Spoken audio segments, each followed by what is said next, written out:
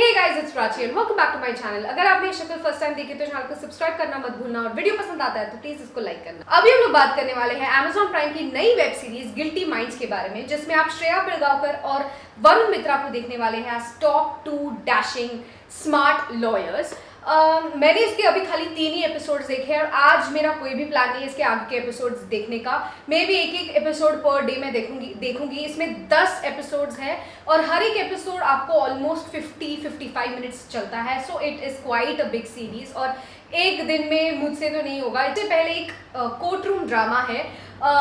तो बेसिकली श्रेया पिलगांवकर और Varun Mitra, these two people are quite smart, they are quite intelligent, they are quite well versed in what they are doing. लेकिन उन दोनों के जो thoughts है, थॉट प्रोसेसेस है, वो अलग है और कैसे उनके थॉट प्रोसेसेस वो जो केसेस पे डील करते हैं उसमें रिफ्लेक्ट होते हैं, कैसे उनका वर्किंग स्टाइल उन केसेस में रिफ्लेक्ट होता है, ये सब भी दिखाया है।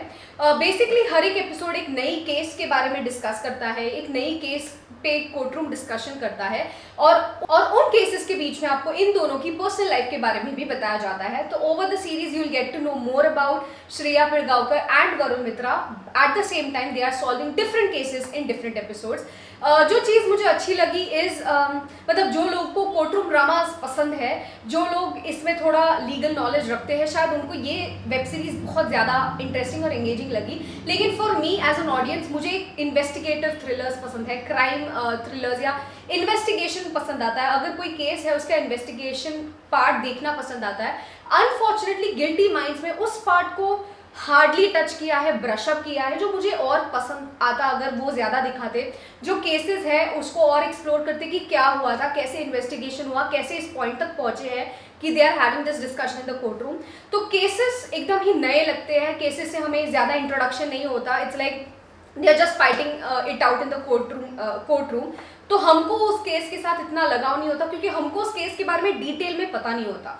तो वो एक चीज़ मुझे बॉदर करी थी। उसके बाद जो कोर्ट रूम में डिस्कशंस भी होते हैं वो बहुत ज़्यादा एंगेजिंग नहीं लगते, थोड़े बहुत स्लो लगते हैं मुझे। उसमें जो एक एनर्जी होनी चाहिए थी, उसमें जो एक क्या बोलते हैं पावर होनी चाहिए थी, वो मुझे मिसिंग लगती है।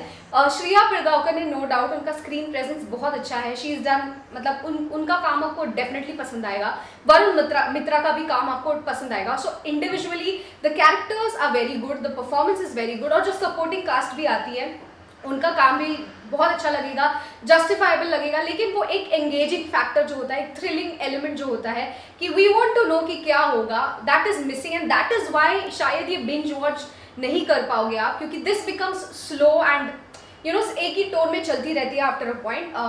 Like 1 episode a day can be manageable, but 10 episodes एक साथ जब वो इतने लंबे एपिसोड्स हैं, it will be little difficult. These were my thoughts. आपके थॉट्स अगर कुछ और है तो ज़रूर नीचे लिख के बताना और आपको ये कैसे लगी, कितने एपिसोड्स देखे और कैसे लगी वो भी लिख के बताना। I will see you in my next video. Bye guys.